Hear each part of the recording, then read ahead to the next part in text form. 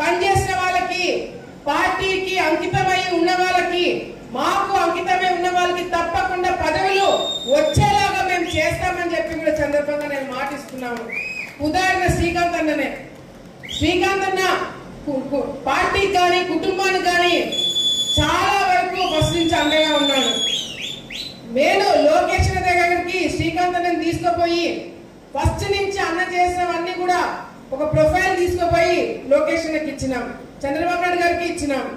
కానీ అదే మండలం నుంచి ముక్కు మోకం తెలియని వాడు ఎవడైనా వెళ్ళి పదవి కావాలని చెప్పి మాకు తెలియకుండా తీసుకుంటే మాత్రము ఆలగడ్డ నియోజకవర్గంలో అడుగు కూడా పెట్టనివ్వమని చెప్పి సందర్భంగా తెలియజేస్తున్నాం. పార్టీ నుంచి మొదటి నుంచి ఉన్న వాళ్ళకి మీరు పదవులు ఇస్తే ఇవ్వండి, లేకపోతే అసలు పని చేయని వారికి పదవులు ఇస్తామంటే కూడా అది కరెక్ట్ కాదని చెప్పి పార్టీ దృష్టిలో కూడా మేము పెట్టడం జరుగుతుంది. అట్లా చాలా మంది ఉన్నారు. అట్లా మండలానికి ఒక పేరు ఇస్తాము, వాళ్ళని మా కుటుంబానికి అవసరంలా, మాకు